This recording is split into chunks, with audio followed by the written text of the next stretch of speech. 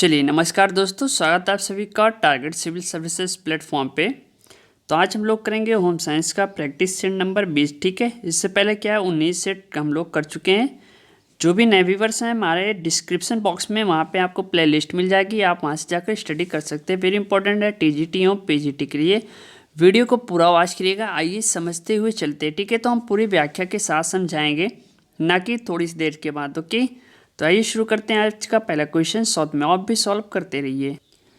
चलिए, तो पहला क्वेश्चन है माल्टा आटा जो कि रागी से बनाया जाता है, जो कि अच्छा स्रोत होता है। ठीक है, तो एक क्वेश्चन आपका आया था 2014 में जीआईसी पर्यवेक्षक एग्जाम में। ठीक है, अब यहाँ पे डायरेक्ट बात हो रही है माल्टा आटा के बारे में, तो राइट ऑप्शन होगा ऑप्शन है, यानी कैल्शियम का अच्छा स्रोत है। ठीक है, जो कि कैल्शियम का अच्छा स्रोत है, यानी माल्टा आटा रागी से बनता है। ठीक है, रागी आपने नाम सुना होगा। चलिए नेक्स्ट क्वेश्चन की तरफ देखते हैं। प्रजनन एवं दुग्ध श्रावण हेतु कौन सा खनिज आवश्यक है? देखिए यहाँ पे बात हो रही है प्रजनन और दुग्ध श्रावण, यानी दो के बारे में बात हो रही है। कौन सा ऐसा खनिज है जो काफ़ी इम्पोर्टेंट है, ठीक है, हमारे लिए। तो ये भी क्वेश्चन आया था आपका जीआईसी पर्यवेक्षक एग्ज़ाम 2013 में और 2014 में। ठीक है, तो दो बार ये रिपीट हो चुका है। वेरी इंपॉर्टेंट क्वेश्चन है। तो ये देखते हैं इसका राइट ऑप्शन कौन सा होगा। सो यहाँ पे राइट ऑप्शन है ऑप्शन बी, यानी यहाँ पे डायरेक्ट बात हो रही है मैग्नीशियम की। मैग्नीशियम एक वयस्क के शरीर में 25 से 30 ग्राम मैग्नीशियम उपस्थित रहता है। ठीक है, प्रजनन एवं दुग्ध श्रावण के लिए मैग्नीशियम आवश्यक है। वेरी इंपॉर्टेंट क्वेश्चन है, क्वेश्चन को नोट करते चलिएगा। वीडियो को ज़्यादा से ज़्यादा शेयर करना अपने दोस्तों के साथ, और कमेंट बॉक्स में भी लिख के बताना कि आप किस जिले से हैं या किस स्टेट से हैं। ठीक है, चलिए सो नेक्स्ट क्वेश्चन की तरफ देखते हैं। शरीर के बाह्य कोशीय तरल में मुख्य धनायन कौन सा है? देखिए वेरी इंपॉर्टेंट है, which is the principal cation in the extracellular fluid in the body, यानी शरीर के बाह्य कोशीय तरल में मुख्य धनायन कौन सा है? यहाँ पे बात हो रही है मैग्नीशियम, पोटेशियम, सोडियम एवं आयरन की। ये भी 2009 एवं टीजीटी एग्ज़ाम झारखंड एग्ज़ाम 2015 में जो कि पूछा गया। ठीक है, तो यहाँ पे राइट ऑप्शन है ऑप्शन सी, यानी सोडियम के बारे में बात हो रही है। ठीक है, अब आइए समझते हैं। शरीर के बाह्य कोशीय तरल में मुख्य रूप से सोडियम धनायन होता है। सोडियम सामान्यतः सभी भोज्य पदार्थों में विद्यमान रहता है। ये क्लोरीन के साथ मिलकर सोडियम क्लोराइड के रूप में मौजूद रहता है। यद्यपि सोडियम सभी भोज्य पदार्थों में अल्प या अधिक मात्रा में उपस्थित रहता है। सो वेरी इंपॉर्टेंट क्वेश्चन है, ध्यान दीजिएगा। ओके, चलिए सो नेक्स्ट क्वेश्चन देखते हैं।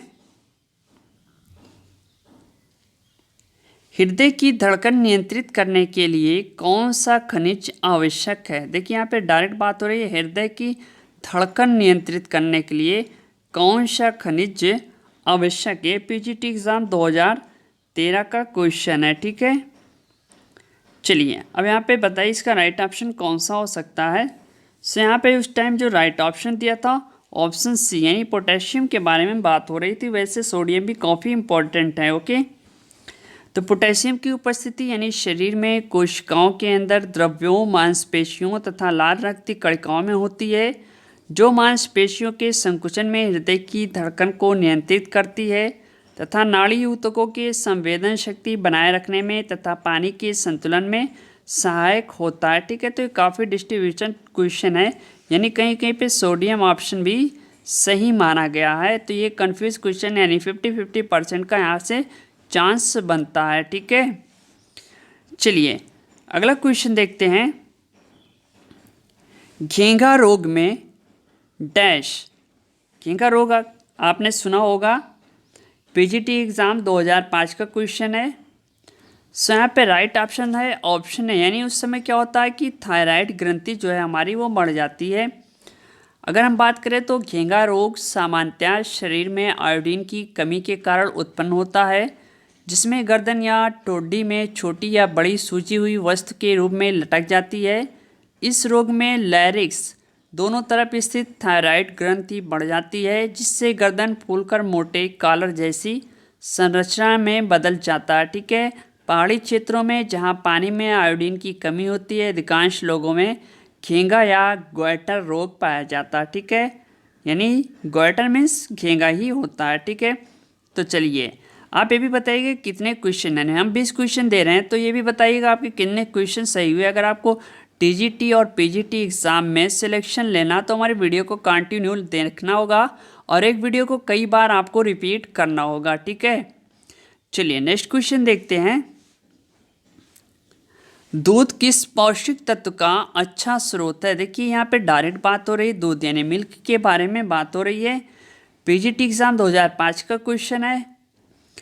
सो यहाँ पे जो राइट ऑप्शन था ऑप्शन बी यानी कैल्शियम का। कितने लोग को इसका आंसर मालूम था, कमेंट बॉक्स में यस लिख के बताना। ओके, दूध से मुख्यतः कैल्शियम की भरपूर मात्रा होती है। राष्ट्रीय डेयरी परिषद के अनुसार इसमें calcium, protein, potassium, phosphorus, riboflavin, niacin, vitamin A, vitamin D और विटामिन B12 कुल 9 आवश्यक पोषक तत्व होते हैं। दूध हमारे शरीर के हड्डियों को मजबूत बनाता है, उसके विकास को बढ़ावा देता है, शरीर को आवश्यक पोषण प्रदान करता है। इन्हीं सब गुणों के कारण दूध को संपूर्ण आहार भी कहा जाता है। ठीक है, तो एक क्वेश्चन बन सकता है संपूर्ण आहार किसे कहते हैं, तो हम ले सकते हैं दूध को। ठीक है, मान के चलिएगा। चलिए सो नेक्स्ट क्वेश्चन देखते हैं। दूध में किस पौष्टिक तत्व का अभाव रहता है। ठीक है, यहाँ पे बात हो रही है अभाव रहता है। चलिए इसका राइट ऑप्शन आप लोग बताइए।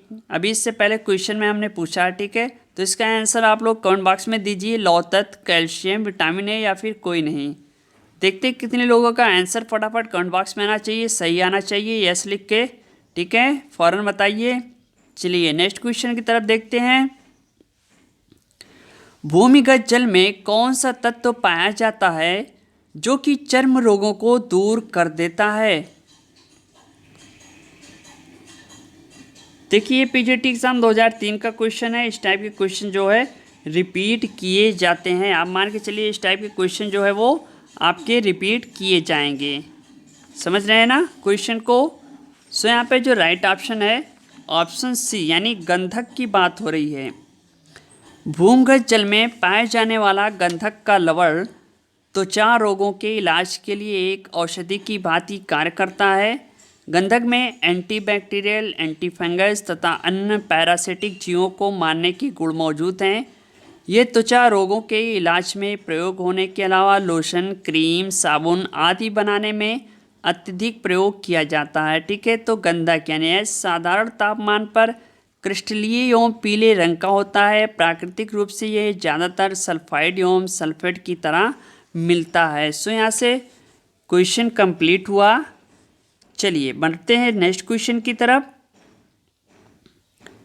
कौन सा लवण रक्त के थक्का जमने में सहयोगी होता है। ठीक है, यानी जो हमारा ब्लड जमता है, ब्लड क्लॉटिंग जिसे कहते हैं, उसमें सहयोगी होता है। पीजीटी एग्जाम 2006 में क्वेश्चन आया था।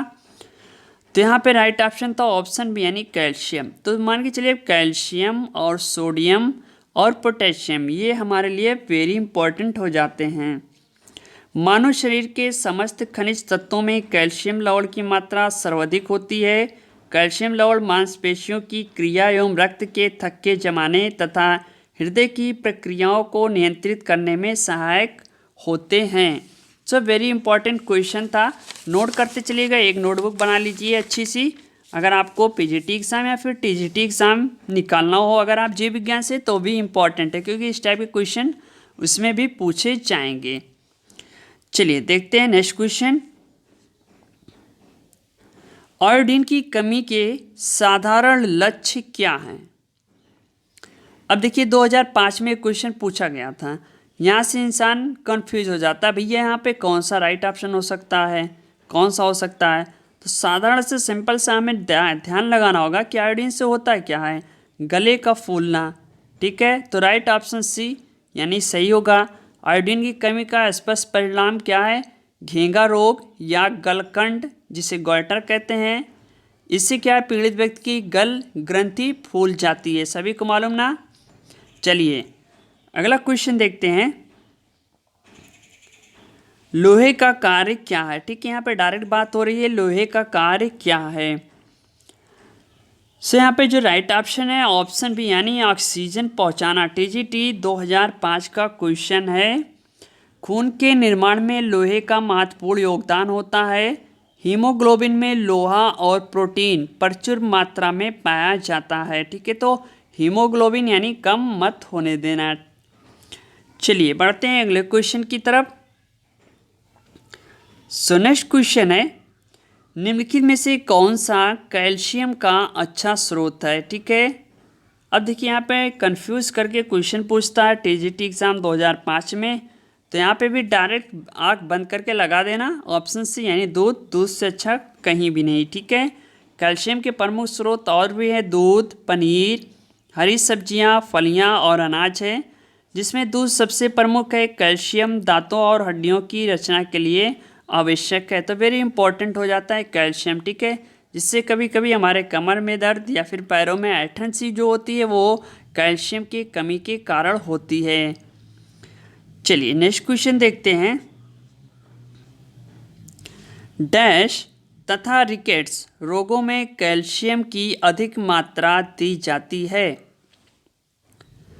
अब देखिए यहाँ पे ऐसी क्वेश्चन पूछेंगे जो कि टीजीटी 2009 और 2017 में झारखंड में यानी 2 बार ये रिपीट हो चुका क्वेश्चन। ठीक है, तो यहाँ पे राइट ऑप्शन है ऑप्शन डी यानी ऑस्टियोमलेशिया की बात हो रही है। ऑस्टियोमलेशिया तथा रिकेट्स रोगों में कैल्शियम की अधिक मात्रा दी जाती। क्यों? विटामिन डी तथा कैल्शियम की कमी से बच्चों में रिकेट्स रोग हो जाता है। वयस्कों में विटामिन डी की कमी से ऑस्टियोमलेशिया नामक रोग हो जाता है, जो विटामिन डी यानी कैल्शियम तथा फास्फोरस के सौंगीकरण के लिए अत्यंत उपयोगी है। यहाँ से डाउट क्लियर। चलिए नेक्स्ट क्वेश्चन देखते हैं, निम्न में खनिज लवण स्रोत हैं। देखिए टीजीटी 2009 में पूछा गया, टीजीटी 2017 में झारखंड में पूछा गया और पीजीटी एग्जाम में यानी 3 बार एक क्वेश्चन रिपीट हो चुका है। यहाँ पे राइट ऑप्शन होगा ऑप्शन है यानी हरी पत्तेदार सब्जियां। हरी पत्तेदार सब्जियां, फलियां, सूखे मेवे, अंडे, मांस, मछली आदि खनिज लवण के स्रोत हैं। खनिज लवणों को रक्षात्मक बोझ पदार्थ माना जाता है। हमारे शरीर में लगभग 4 से 5% अंश खनिज लवणों का होता है। ठीक है, तो खनिज लवण का जो स्रोत है वो हरी पत्तेदार सब्जियां। वेरी इंपॉर्टेंट क्वेश्चन है। चलिए नेक्स्ट क्वेश्चन देखते हैं, विटामिन ए की कमी से कौन सा रोग होता है। इसका आंसर तो सभी को मालूम होगा, समझ रहे हैं ना, जितने भी तैयारी करने वाले हैं बच्चे सबको मालूम होगा, तो इसका आंसर कमेंट बॉक्स में हमें दीजिए। आज हम 2 क्वेश्चन आपसे पूछे हुए हैं। यहाँ पे विटामिन ए की कमी से कौन सा रोग होता है, आपका बेरी स्कर्वी, रतौंधी और रिकेट्स। ठीक है, तो 2 क्वेश्चन का आंसर तो आना ही चाहिए। चलिए अगला क्वेश्चन देखते हैं, आवश्यक खनिज लवण की संख्या कितनी है। ये देखिए काफ़ी इंपॉर्टेंट क्वेश्चन है, टीजीटी 2010 का क्वेश्चन पूछा गया था। राइट ऑप्शन है ऑप्शन डी यानी 24। समझ रहे हैं, मनुष्य के उत्तम स्वास्थ्य के लिए आवश्यक खनिज लवणों की संख्या 24 है। खनिज लवणों को रक्षात्मक भोज्य पदार्थ माना जाता है, इन्हें लघु तत्व भी कहते हैं। खनिज लवण शरीर की क्रियाशीलता को बनाए रखने के लिए आवश्यक होते हैं। ये मान के चलिए ये क्वेश्चन रिपीट जरूर होंगे, यानी जितने भी हम वीडियो बना रहे हैं इससे आपके 50% क्वेश्चन जो है वो रिपीट किए जाएंगे यानी पूछे जाएंगे। चलिए नेक्स्ट क्वेश्चन देखते हैं, शरीर को ऊर्जा न देने वाला तत्व कौन सा है, यानी हमें किस चीज़ से एनर्जी नहीं प्राप्त होती लेकिन हमारे लिए आवश्यक है। समझ रहे हैं, टीजीटी एग्ज़ाम 2010 में क्वेश्चन था। यहाँ पे राइट ऑप्शन था ऑप्शन सी यानी खनिज लवण। शरीर को ऊर्जा ना देने वाला भोजन तत्व खनिज लवण है। शरीर को ऊर्जा देने वाला तत्व जो है वो आपका कार्बोहाइड्रेट, वसा, निर्माणीकारी तत्व है। प्रोटीन, खनिज तथा जल प्रतिरक्षा प्रदान करते हैं। ठीक है, विटामिन, खनिज लवण ये मान के चलिए। नेक्स्ट क्वेश्चन देखते हैं, हृदय की धड़कन नियंत्रण के लिए आवश्यक है। अब ये भी टीजीटी एग्जाम 2010 का क्वेश्चन है। तो यहाँ पे राइट ऑप्शन है ऑप्शन ए यानी सोडियम की। अभी हमने पिछली बार बात किया था, ठीक है। तो वहाँ पे राइट ऑप्शन पोटेशियम था, यहाँ पे सोडियम, लेकिन सोडियम ही राइट ऑप्शन रहेगा, मान के चलिए। हृदय की धड़कन नियंत्रित करने के लिए सोडियम आवश्यक है। उच्च रक्तचाप में नमक यानी सोडियम का प्रयोग हानिकारक होता है। ये शरीर में जल संतुलन के लिए अति महत्वपूर्ण खनिज तत्व है। अब सोडियम मिलेगा कहाँ से आपको, उसकी प्राप्ति के लिए अलग से आपको लेना पड़ेगा, ठीक है। चलिए सो नेक्स्ट क्वेश्चन है, अस्थि मृदता खनिज की हीनता होती है। अब देखिए ये भी टीजीटी एग्जाम 2013 का क्वेश्चन है।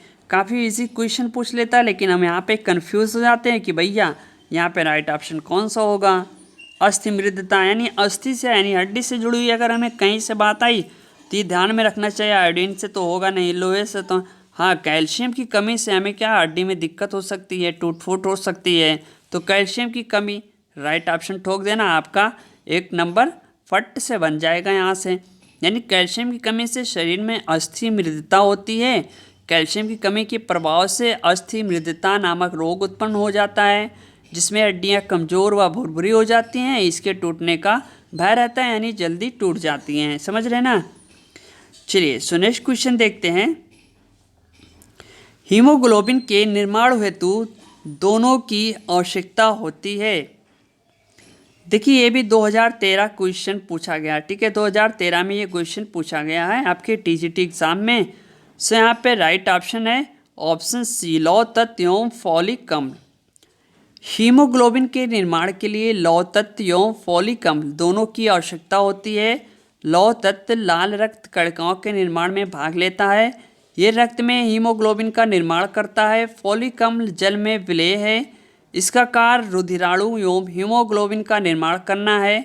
फॉलिक के अभाव में स्थूलाणु अरक्ता हो जाता है, ठीक है। तो यहाँ से राइट ऑप्शन समझ गए, ऑप्शन सी से राइट ऑप्शन।